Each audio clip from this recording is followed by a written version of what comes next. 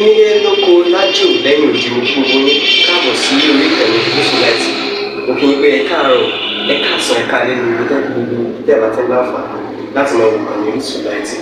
Àjíjẹ ara yóò máa jẹun ọlọ́run ní fẹ́ ṣọṣẹ́ gbogbo wa ojú tẹ̀ fún wò wá àti títẹ̀ fún wò wá lòdì kò sì ní fọ́nà ṣe ẹ ṣeun. Yusufullahi TV #1 Islamic channel jẹ́ ìkànnì tí ó wà fún oríṣiríṣi wáàsí àti ọ̀rọ̀ ẹ̀sìn látọ̀dọ̀ ọ̀pọ̀lọpọ̀ àwọn àfáà ńláńlá jàǹkàjàǹkà tí wọ́n mọ̀ máa ṣàlàyé ọ̀rọ̀ nípa ẹ̀sìn wa.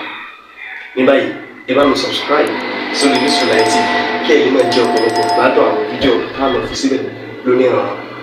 Ẹ bá mi like kí ẹ sì bá mi subscribe, ẹ bá mi share kí ẹ bá mi comment sórí àwọn fídíò ìṣẹ̀lẹ̀ bẹ́ẹ̀ sí. يا مولانا الصوفي الخالص أو المخلص داود أبو مجيد إليك أمطلع أهلا وسهلا ومرحبا بكم.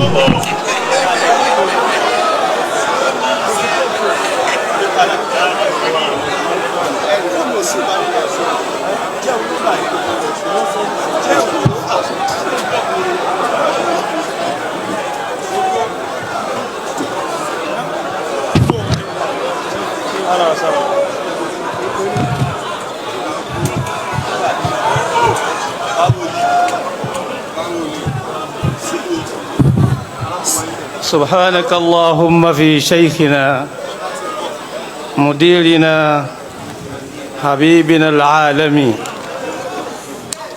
بسم الله الرحمن الرحيم. وما الفتوى سوى العرفان شرعا بشرح الفقه في الإسلام فرعا هي الأحكام في القرآن وحيا وتفصيل الحديث عليه قطع لسلع الأرض رابطة التآخي وتحقيق السلامة في مرعى ضوابطها صحيح القصد رأيا وطول تبصر في الحكم وقع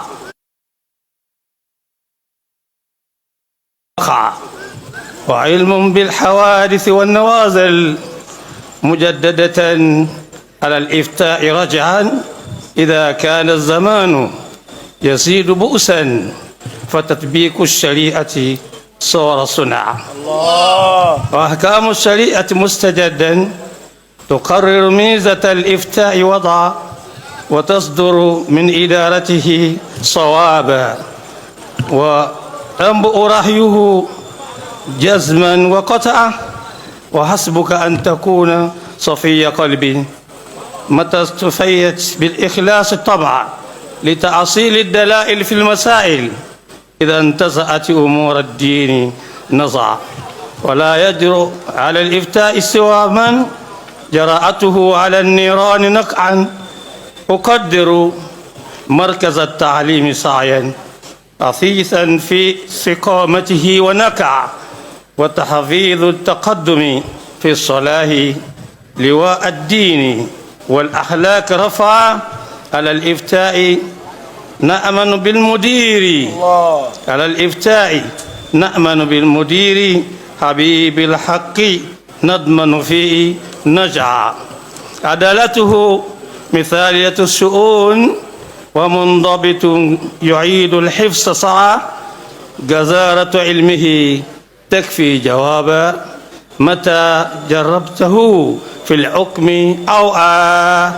حبيب الله حبيب الله حبيب الله دم للدين تفتي على منوال آدم كنت تسعى ورثت مكانه بالعلم تحيي عقول الناشئين سلمت طبعا فزد للشيخ آدم جوث عفو ومرحمة ومغفرة ووسعى ختاما بالصلاة على النبي مع الأصحاب والأنصار طبعا لا ينفعون النبي ترى كمتا إمنا في مبدور به في ترى سجوا كاسي كالكوني فلا مدير ترى سجوا كاسي أبا سجوا أهلا وسهلا. ولا النبي ترى كمتا لدو لون kalau bomenin kameta àkọ́kọ́ ńbẹ similakin Ọlọ́run ni mo gbọ́ ẹlẹ́ẹ̀kejì semilọlọrẹ Ọlọ́run ni mo gbọ́ ẹlẹ́kẹta bùnmi ń sùúrù ọlọ́ni mo gbọ́ àmọ́ ní fi mẹ́ta kún fún ọ kó lè ṣàṣeyọrí akin tó ní ṣe ń wá kó àwọn ọmọ ogun tì ọ́ torí tí èèyàn bá jákin bó ti wọ́ jákin tó tí ọba lọ́mọ ogun wọ́n pàlẹ́ rẹ̀ mọ́ ó gbé lọ ni mùdírù lọ́mọ ogun àbí ọlọ́mọ ogun ẹ bá ń gbọ́ lọ́n tóbi àwọn ọmọ mẹ́ríkàsì kéékèèké là ń sọ̀rọ̀ yìí kì í sàwọn jọ̀ǹjọ̀ wọn o àwọn àgbàlagbà ló dákẹ́ mínímíní yìí o ẹni ọba ní òsì mẹ́ríkàsì òun ní òsì o ẹlẹ́ẹ̀kejì kọ́lọ́hún ṣèwọ́n lọ́lọ́rẹ́ wọ́n ní ọlọ́run ní à ń bá sí ọlọ́rẹ́ tí ọba sówó lọ́rẹ́ ẹkún lọ́mọ sùn pé yé mo sì fẹ́ náwó kò sówó ọlọ́run bó mùdírù lówó àbí òbún lówó kì í sì ṣe tòfẹ́lì mùdírù ìtọrọ nǹkan bíi ti bàbá náà ni bọ́ ọba tún gbé wa wọ́n lè kó wọn fẹ́ wọ́n kọ́ tiwa tówó rẹ̀ ẹlẹ́ẹ̀kẹta ọlọ́run ṣe mí ló ń sùúrù ọlọ́run ń ṣe ọ ló ń sùúrù àmọ́ àwọn tí ò ní tán ń sùúrù ìní fi kó tiẹ̀ ọlọ́mọdé àtàmọ̀dírù ń sùúrù asalaamualeykum. Allahu akbar. زادكم الله علما ورفعة وعزة. آمين. جزاكم الله خير. الآن ندعو الدكتور محمود الهجري. الدكتور محمود الهجري دقيقة واحدة.